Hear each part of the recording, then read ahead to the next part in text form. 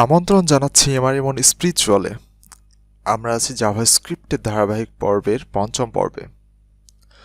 তো আমরা ইতিপূর্বে হালকা হালকা করে দেখেছি অনেক ব্যাপার স্যাপার, ভেরিয়েবল সম্বন্ধে, ফাংশন সম্বন্ধে ধারণা নিয়েছি। এখন আমরা জাভাস্ক্রিপ্টের অত্যন্ত গুরুত্বপূর্ণ একটা বিষয়, অবজেক্ট।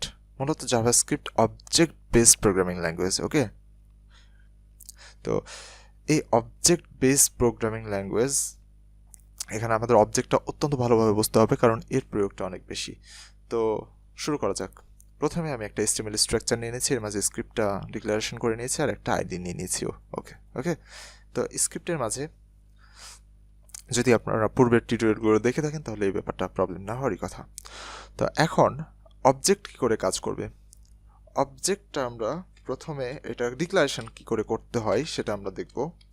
ভার, তারপরে কি আমরা একটা নাম দিচ্ছি পারসন। ওকে, পারসন। এখন এই ভার পারসন আমরা ভেরিয়েবল এরকম করে ডিক্লেয়ার করি, তাই না? কিন্তু ভেরিয়েবলের ভ্যালুগুলো এরকম এরকম করে দিতেই থাকি। কিন্তু এই অবজেক্টের ক্ষেত্রে আমরা একটা সেকেন্ড ব্র্যাকেট দিয়ে নেব। এই সেকেন্ড ব্র্যাকেটের মাঝে আমরা কি, অবজেক্টের দুইটা প্যারামিটার থাকবে, একটা হচ্ছে প্রপার্টিজ আর একটা হচ্ছে ভ্যালু। তো প্রপার্টিজটা আমরা ফার্স্ট নেম ক্যামেল কেসের প্রয়োগ করলাম এখানে, আমরা চেষ্টা করবো সবসময় এটা করার। এবং এই প্রপার্টিজ, এই ফার্স্ট নেম প্রপার্টিজের ভ্যালুটা কি হবে সেটা বলে দেব। ওকে, বলে দিলাম এই প্রপার্টিজের এই ভ্যালু।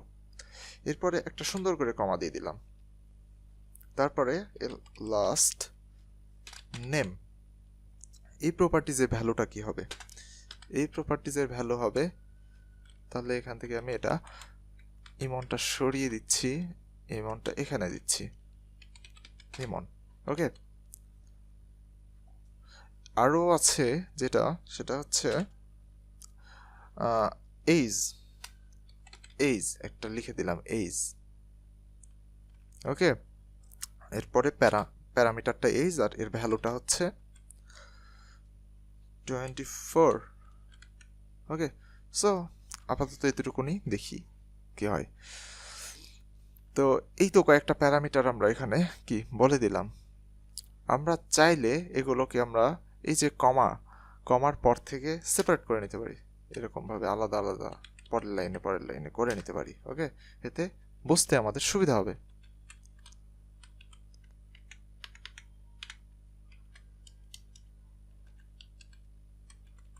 কোডগুলো যদি গোছানো থাকে তাহলে কি আমাদের দেখতে সুন্দর লাগে, বুঝতে সুবিধা হয়, তাই না? এখন আমি আরেকটা কাজ করব। আচ্ছা, এই কাজটা আগে দেখে নিই। ওকে, তো এখন এটা যদি আমরা কল করতে চাই তাহলে কি করে কল করব? এটা কল করতে চাইলে আমাদের এখান থেকে document document dot get element bye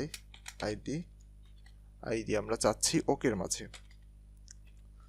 okay dot inner HTML।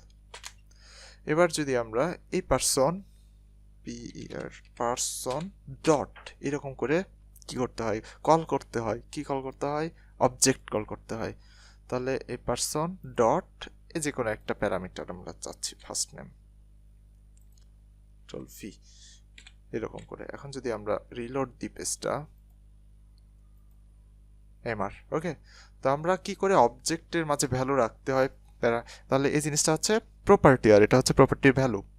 তাহলে আমরা কি করে অবজেক্ট ডিক্লারেশন করতে হয়, কি করে কল করতে হয় অবজেক্ট শিখে গেলাম। ওকে, প্রথমে অবজেক্ট নেম, তারপরে ডট অবজেক্টের প্রপার্টি। ওকে, এরকম করে কি কল করতে হয়। তো এখন আমরা চাইলে এই অবজেক্টের মাঝে ফাংশনও কি নিয়ে আসতে পারবো, ফাংশনও ডিক্লারেশন করতে পারবো। ফাংশনও কি হতে পারে, অবজেক্টের একটা প্রপার্টি হতে পারে। আমি কি বলছি চলেন দেখি।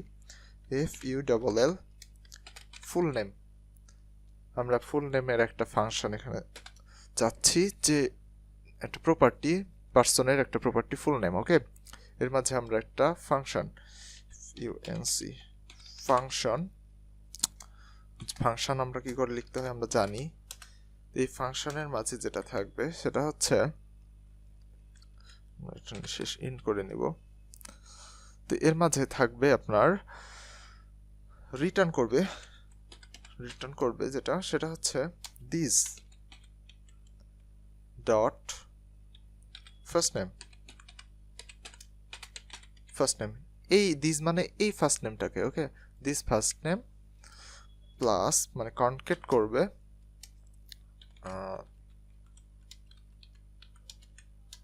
স্পেস দিয়ে নিচ্ছি,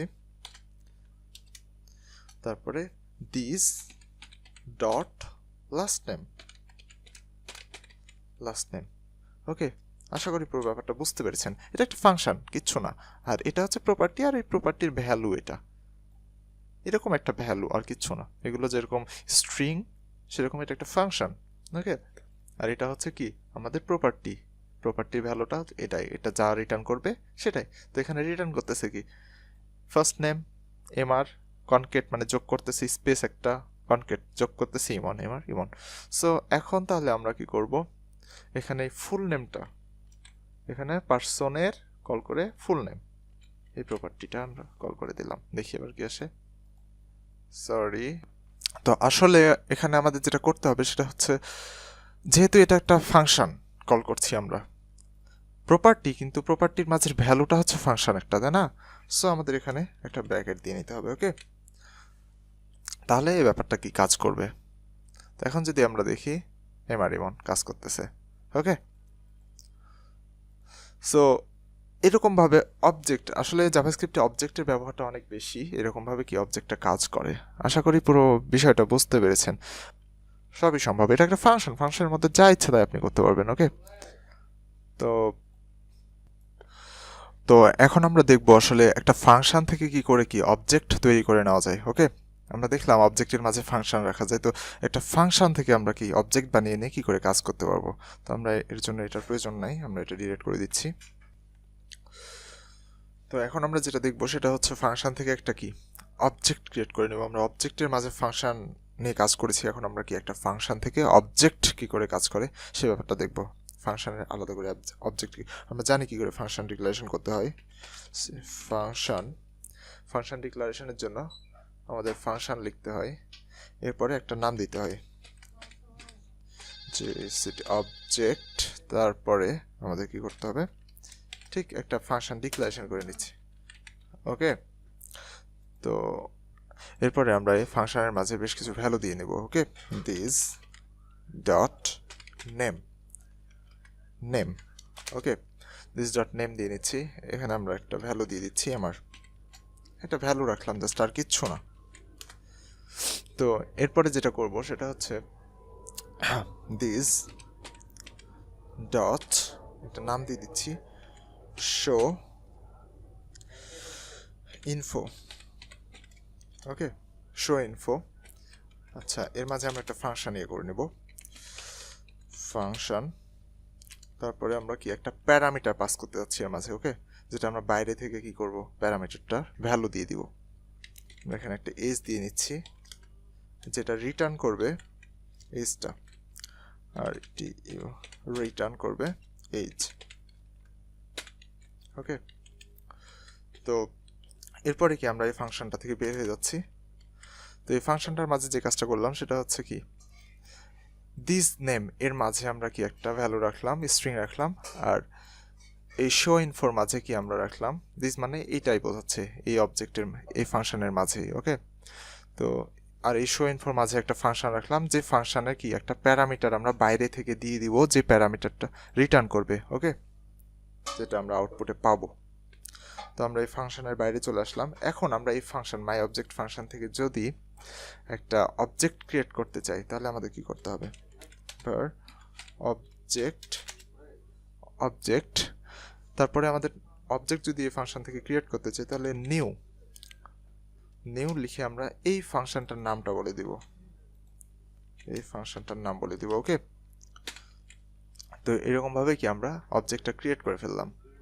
এবার এই অবজেক্টটা আমরা এই ফাংশনের কিন্তু একটা অবজেক্ট অলরেডি ক্রিয়েট হয়ে গেল, ওকে। নিউ লিখে আমরা যদি কোনো কিছু করি জাভাস্ক্রিপ্টে, নিউ দিয়ে যদি কোনো ভ্যারিয়েবল করা হয় সেটা হচ্ছে অবজেক্ট হিসেবে ক্রিয়েট করে নেয়, ওকে। তো এবার আমরা এই অবজেক্টটা থেকে এই ভ্যালুটা প্রিন্ট করব, ওকে। তো দেখি কি করে, OBJ অবজেক্ট, এই যে অবজেক্ট ডট, আমরা অবজেক্ট কি করে প্রিন্ট করতে হয় জানি, অবজেক্ট ডট এজ ইকুয়াল যদি এখানে আমরা এজটা না, আমরা আগে নেমটা প্রিন্ট করে দেখি। ওকে, অবজেক্ট ডট নেম, অবজেক্টের মাঝে সব ভ্যালুগুলো থাকে। ওকে, নেম। আচ্ছা, যেহেতু এটা ভ্যালু আছে, আমরা এখানে অ্যালার্টের মাধ্যমে প্রিন্ট করে দেখি, অ্যালার্টের মাধ্যমে প্রিন্ট করে দেখব। তার আগে আমাদের একটা কাজ করে নিতে হবে, সেটা হচ্ছে, আচ্ছা কোনো কাজ করতে হবে না, আমরা এটা জাস্ট আগে প্রিন্ট করে নিই। আমাদের এই অবজেক্টটার নাম হচ্ছে object O B J, object dot O B J dot আমাদের কি এইটা প্রিন্ট করতে যাচ্ছি, নেম। তাহলে আমাদের এটা প্রিন্ট হওয়ার কথা, এমআর প্রিন্ট হচ্ছে, তাই না? এখন আমরা যেটা করতে চাচ্ছি সেটা হচ্ছে এই ফাংশনটা কি করে রান করাবো।